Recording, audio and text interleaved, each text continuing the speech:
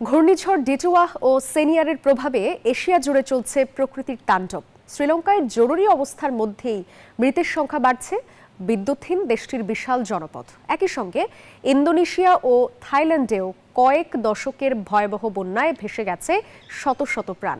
জলবায়ু পরিবর্তনের প্রভাবে অস্বাভাবিক এই ঝড়ের কবলে পড়ে বিদ্যুৎ ও খাদ্যহীন হয়ে মানবেতর দিন কাটাচ্ছেন লাখো মানুষ। নিখোঁজদের সন্ধানে এখনও চলছে জোর তৎপরতা।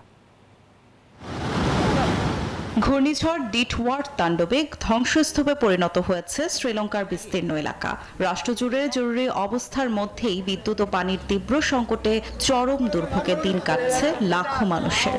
ভূমিধসে রাস্তাঘাট বন্ধ হয়ে যাওয়ায় বহু গ্রাম এখনো বিচ্ছিন্ন, যেখানে ব্যাহত হচ্ছে ত্রাণ ও উদ্ধার কার্যক্রম। ওদের স্বপ্ন পূরণে পাশে থাকতে পেরে আমরা গর্বিত। এদিকে ইন্দোনেশিয়ার সুমাত্রায় বিরল ঘূর্ণিঝড় সেনিয়ারের প্রভাবে সৃষ্ট ভূমিধসে মাটির নিচে চাপা পড়েছে বহু বসতভিটা। তীব্র স্রোতে মুহূর্তের মধ্যে ভেসে গেছে গ্রামের পর গ্রাম। দুর্গম এলাকায় এখনো পৌঁছাতে পারেননি উদ্ধারকর্মীরা।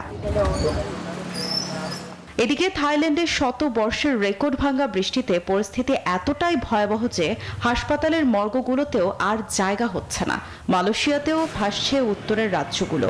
জলবায়ু পরিবর্তনের প্রভাবে বর্ষা মৌসুম এখন এমন বিধ্বংসী রূপ নিয়েছে পুরো অঞ্চল জুড়ে।